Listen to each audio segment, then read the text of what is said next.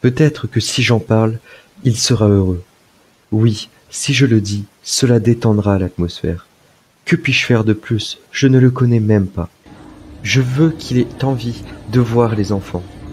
Non, en fait, je veux lui redonner l'envie, tout simplement. Il faut que je tienne la conversation. La conversation, les autres ne feront que l'envenimer. Il a l'air intéressé. C'est normal après tout.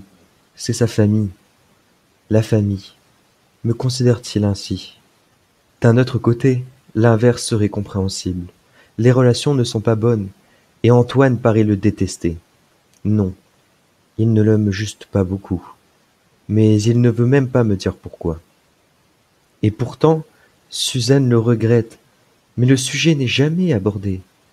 N'en parle-t-il pas parce qu'ils ne me font pas confiance? Sa remarque semble agressive. Non, sa remarque n'est pas agressive, juste un peu brutale. Comme ça, il peut paraître agressif, mais je suis sûr qu'au fond, il regorge de gentillesse. Finalement, il est très intéressé. Je ne le pensais pas intéressé comme ça. Il a peur qu'Antoine ait dit du mal de lui. J'ai beau essayer de le convaincre. Je finis par parler d'Antoine. Je dis des choses qui sortent discrètement. Au final, ma relation avec Antoine n'est peut-être pas si différente de la sienne. Quoique, ses rapports à Suzanne ont l'air plutôt bons, mais le sujet n'est jamais abordé. N'en parle-t-elle pas, car au fond, elle ne me fait pas confiance? Et puis, Louis est parti, les laissant seuls et brisés, comme une famille incomplète. Suzanne et Antoine ont l'air de se sentir responsables du départ de leur frère. Mais ce n'est certainement pas le cas.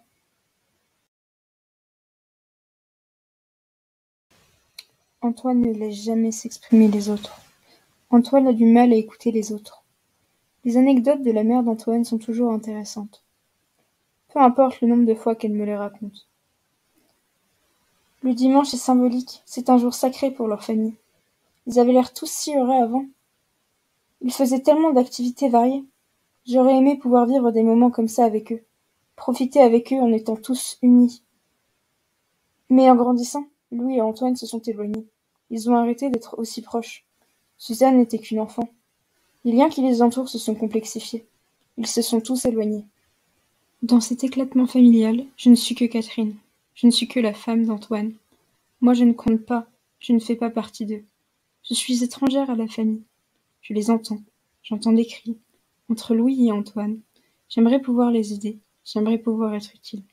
J'aimerais pouvoir prendre parti. J'aimerais que cela ne soit pas impossible. J'aimerais que cette famille arrive à communiquer. J'aimerais être aimée de cette famille et ne pas être à part.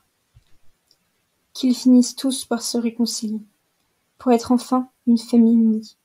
J'aimerais qu'Antoine arrive à exprimer ses sentiments par la parole. Tout était si bien avant l'arrivée de Louis. Il vient soulever des blessures du passé. Il est comme une tempête qui vient s'abattre sur nous. Si je ne fais rien, je finirai seule et isolée de tous.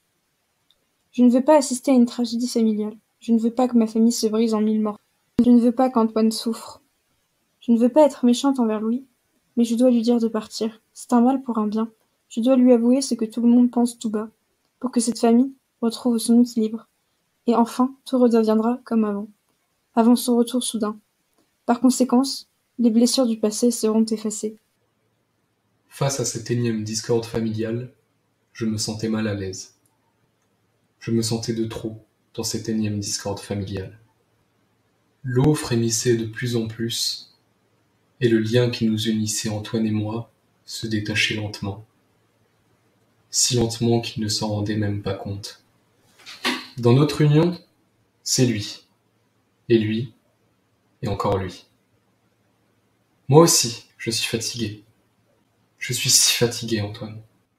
Toi et ton frère, vous ne parviendrez jamais à vous entendre. Parfois, je me demande si tu proviens de cette famille. Toi aussi, tu ne te sens pas aimé? Tu l'aimes, ton frère. Oh, que tu l'aimes. Vous vous aimez tous les deux. Quand je vous vois vous disputer, j'ai l'impression d'être au théâtre. J'aimerais te dire tout ce que j'écris. J'aimerais te dire tout ce que je pense et ressens pour toi. Je pense que l'on a mal de points communs finalement. On est tous les deux tristes, en colère et rejetés. La seule différence, c'est que toi, tu peux t'exprimer. Toute la famille ressent ta colère. Encore une fois, tu monopolises l'attention. Et moi, je suis invisible. Louis est parti. Il s'est enfui, il s'est évaporé. La tension redescend, tout redevient comme avant.